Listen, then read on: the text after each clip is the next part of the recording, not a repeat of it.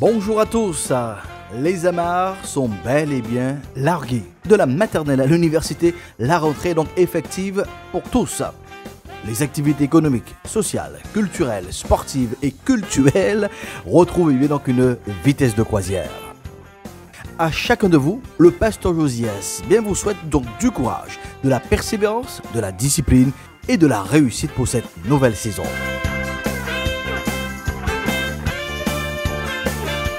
Lors de notre dernière session, nous avons tenu à encourager ceux et celles qui se retrouvent hors du circuit scolaire sans avoir obtenu un diplôme. Dans ce module de la bonne nouvelle, il me semble important de partager la bonne nouvelle du Christ pour le corps enseignant et les parents. Il est évident que la nouvelle ou la jeune génération qui émerge ne peut évoluer sans l'engagement, l'implication de la génération actuelle. Nous parlons bien de ceux qui ont été et qui furent jeunes, ceux qui aujourd'hui assument les responsabilités et contribuent à préparer l'avenir dans ce perpétuel travail donc de transmission.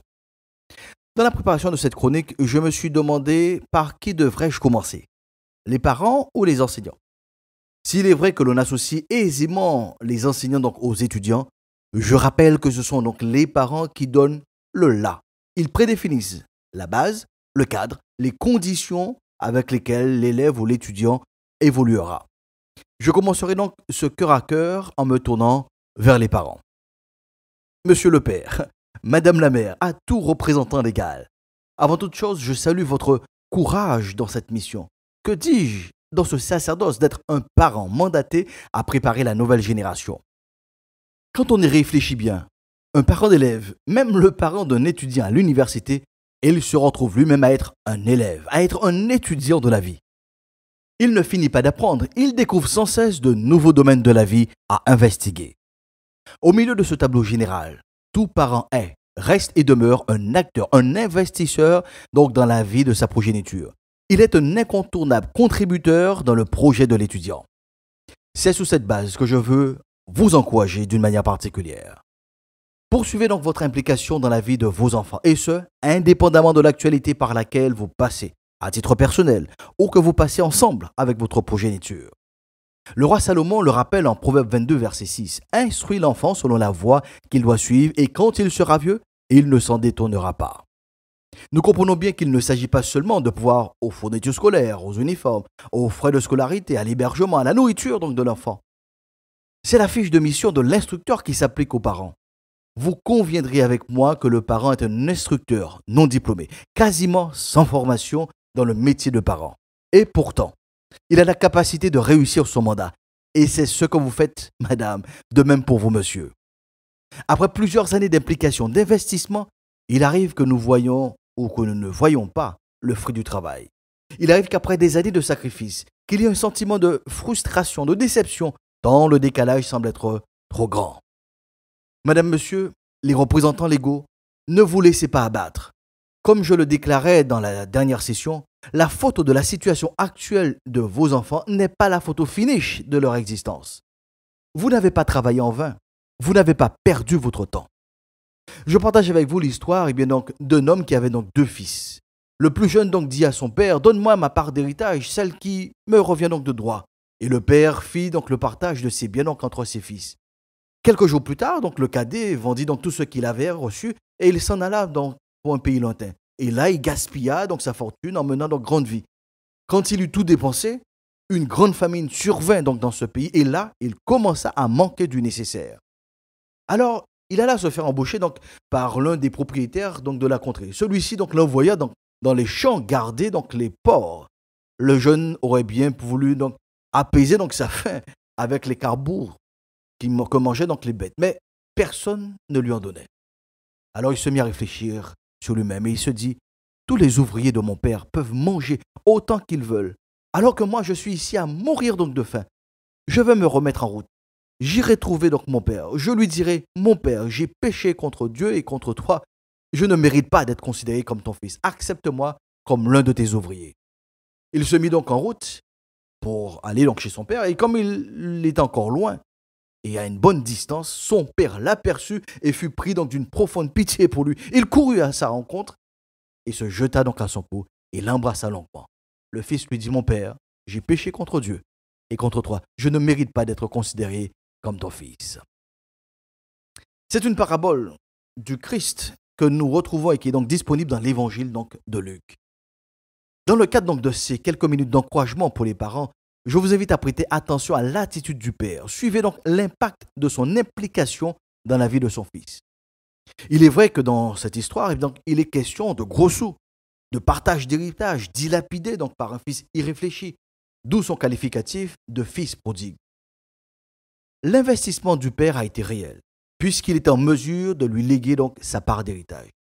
L'implication donc du Père dans la vie de son fils a été profonde, car bien qu'il ait quitté donc le foyer, le Père est resté une référence pour lui, surtout dans la période de crise. Écoutez donc ce qu'il dit. Alors il se mit donc à réfléchir sur lui-même et se dit, tous les ouvriers de mon Père peuvent manger autant qu'ils veulent, alors que moi je suis ici à mourir de faim. Je vais me mettre en route, j'irai trouver mon Père et je lui dirai, mon Père, j'ai péché contre Dieu et contre toi, je ne mérite pas d'être considéré comme ton fils, accepte-moi comme l'un de tes ouvriers. C'est dans cette perspective que le roi Salomon nous invite en tant que représentant légal à instruire l'enfant, ou en d'autres termes, à nous investir de manière totale et intègre en accompagnant l'enfant, en déployant de manière pragmatique un modèle, une référence pour lui.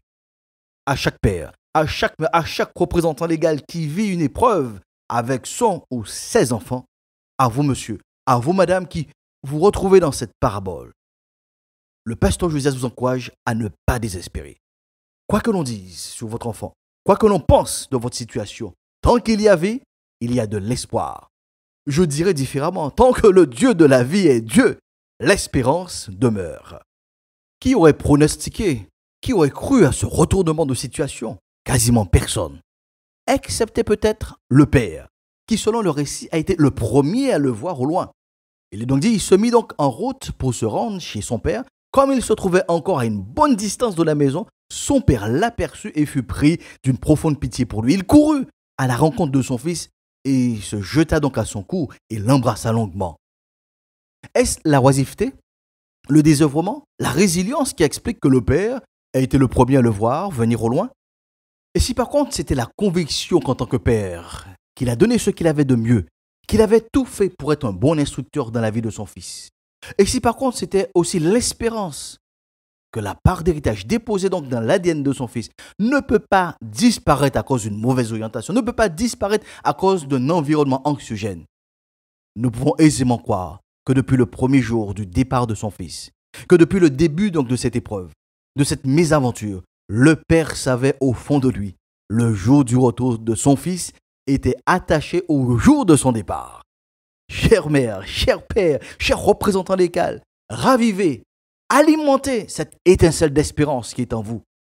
Sortez de toute forme de résilience. Reconnaissez et remerciez le Dieu de la vie qui vous a donné de multiples opportunités d'investir dans la vie de votre enfant. Rappelez-vous que vous avez pris le temps de déposer un héritage qui est capable de résister aux épreuves par lesquelles votre progéniture passe. Le pasteur Josias vous annonce cette bonne nouvelle que Paul délivre en 2 Timothée 2, verset 16. Le cultivateur qui se donne de la peine doit être le premier à recevoir sa part des fruits. Oui, cher père, en effet, chère mère, la profession de parent est à l'identique de celle du cultivateur. C'est le même profil, c'est le même caractère, la même discipline, la même rigueur, c'est la même fiche de mission. Ce sont les mêmes obligations que le cultivateur et le parent partagent. C'est donc à juste titre que la promesse est aussi pour vos parents. Le parent qui se donne de la peine doit être le premier à recevoir sa part des fruits. Ce jour arrive bientôt où la reconnaissance viendra de l'extérieur, comme pour le père du fils prodigue. Le jour arrive bientôt où vous entendrez ce commentaire. Et si tu n'avais pas planté dans la vie de ton enfant? Pour les parents qui sont découragés, désespérés, parce que cela fait longtemps que vous attendez cette reconnaissance, entendez cette bonne nouvelle. Le jour arrive bientôt. Votre travail n'a pas été vain. Si ce jour tarde, sachez que ce jour arrive bientôt. En attendant la suite de notre réflexion, le pasteur Josias reste donc à votre écoute au 06 90 847 847. Ensemble, chers auditeurs, proclamons donc sur les parents. La paix de Dieu soit avec vous pour une meilleure saison.